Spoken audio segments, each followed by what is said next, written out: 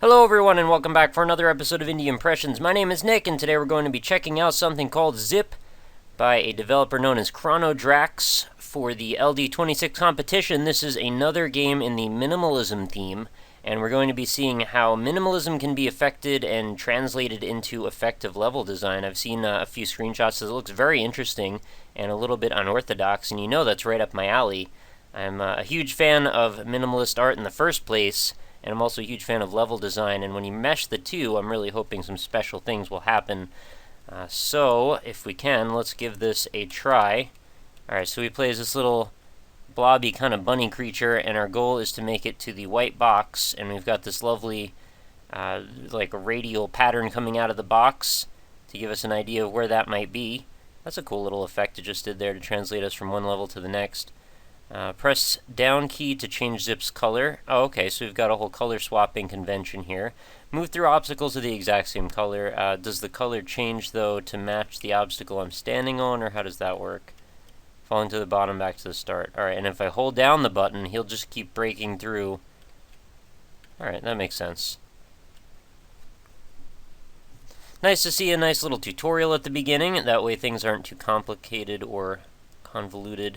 Obviously, this is not a particularly complex gameplay convention in the first place, so I'm not super worried about it, but it is always nice when the developer eases you into things, and this is a pretty cool little yin-yang pattern we've got going on here. Very simple construction, but I'm sure things will be more and more elaborate as we go, or become more and more elaborate as we go. We've got to get our way into this situation here. We've got to go from the top, phase through, and phase through again to fall on top of that. I'm sure I could have phased through on the burgundy red portion of the level, but that would have just resulted in me falling through the ground, so we don't want to do that. Alright, so now we've got to do a little bit of color swapping to actually make it through this alive. So what do I want to do here? I want to switch from blue to red, and now these will become active, and I should be able to jump across all of these tiles until this point, at which I would want to switch back to here so I can jump my way up and through that. Alright, that actually makes a lot of sense. Very well done concept, and I think this will serve the gameplay quite nicely. So we start out as purple here. We have a choice, though, whether or not we want to phase through this. I'm going to say we probably do.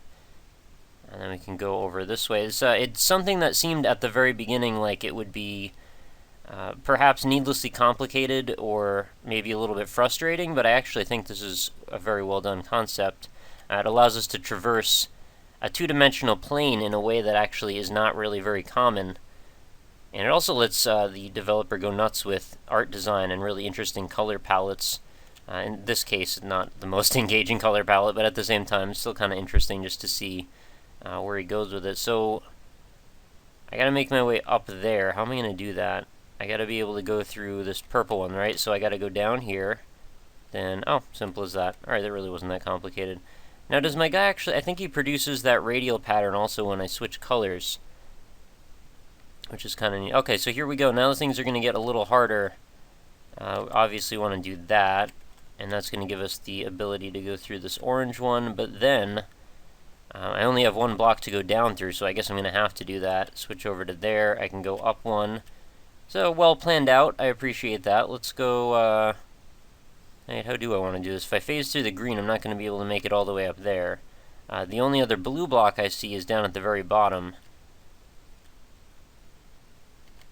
I don't know, that feels like the only option, though, and there's not really a way to get over there. Oh, okay, I get it. I can go back a tile and then move my way forward that way. So that's actually really creative. So let's hit green, and then we'll jump back here. By the way, if you're wondering what the controls are, you probably saw them already, but it's just simply arrow keys. So nothing complicated. It should take 5 seconds to get used to what it is you're doing. If you played a lot of platformers, you probably won't even question what you're doing. Will become second nature. Granted, I've always had some trouble with the keyboards for whatever reason. Alright, so now I'm at a position where... What do I want to do about that? Maybe go up higher? Because if I switch through to blue, I'm going to be in the same spot. I want to be able to somehow get to a higher place.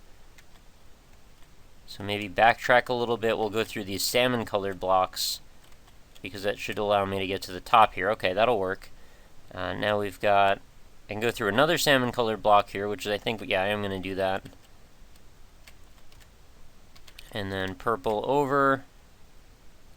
That'll get me up there, and now I gotta get through this blue one at the very top, though. Or I could try to go up from the bottom through that salmon one. I don't think that's gonna work, though. How am I gonna get to a blue block from here? There's not an orange one I can use. I think I screwed up already. Oh, well. Alright, that's that. This does look awfully easy until things start to get complicated, but I really do appreciate the challenge. I think it actually is a pretty intelligent little game. Especially when you get, like, the concept, and this is a rare thing nowadays, you don't really run into this too often, that a concept is so obvious, yet also not really done before, and also very accessible. I think that's sort of like the holy grail of gameplay conventions at this point, now that it seems like so many concepts have been done.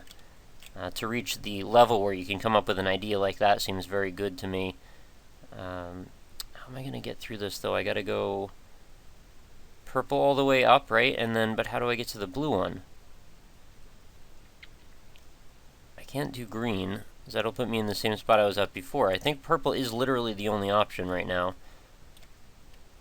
It's like playing some sort of chess game here, although a little bit stranger. Can't do orange, can't do green. And I can't reach the salmon one because I'm already over here.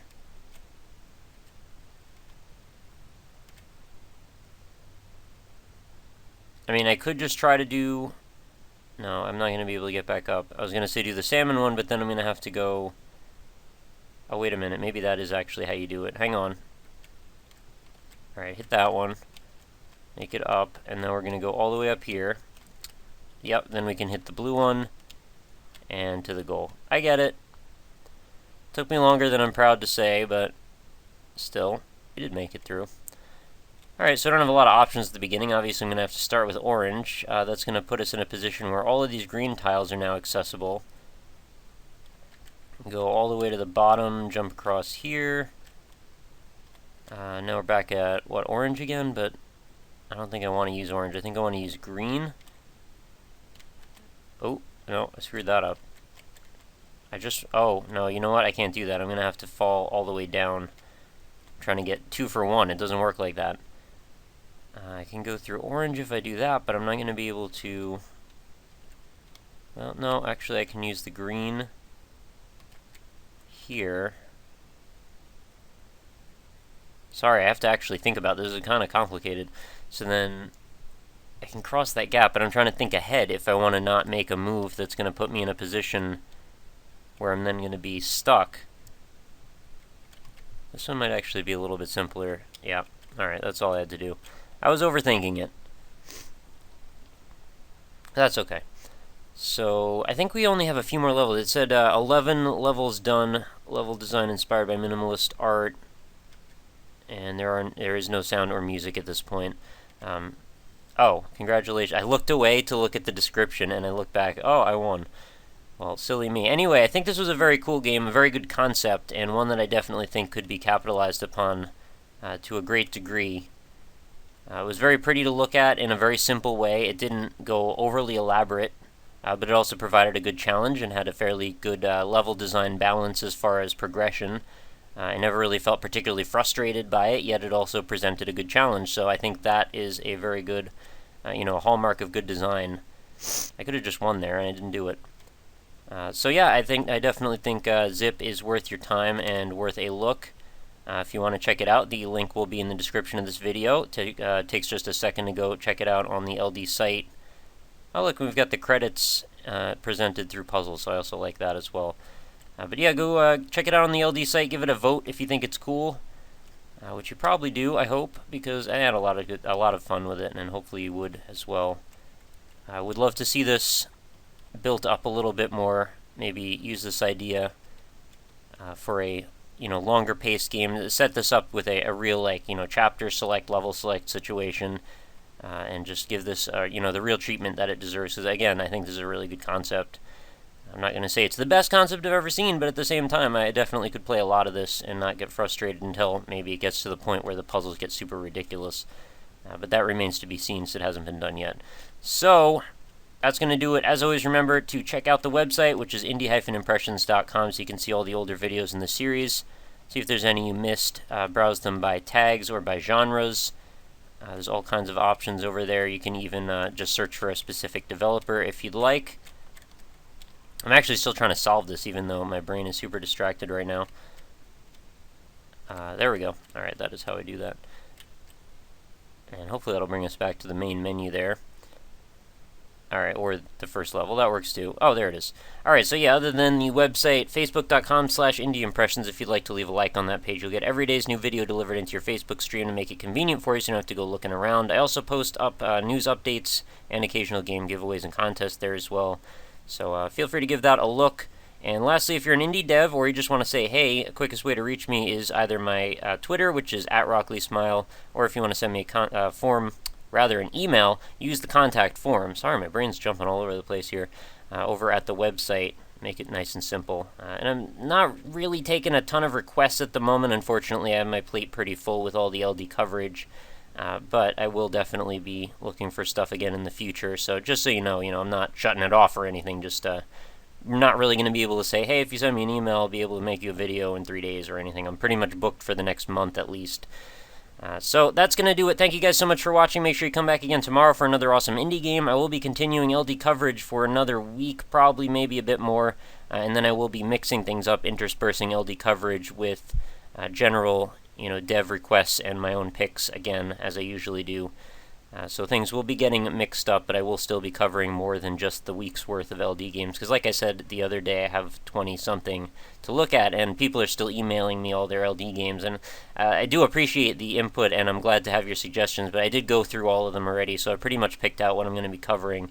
Of course, I'm still open to suggestions, so I mean, don't stop sending me them, but not a great chance that I'm going to go, hey, okay, let's cover your game too. Just, putting it all on the table here for you guys. But that is going to do it. Thank you so much for watching. I will see you again tomorrow. Have a good night.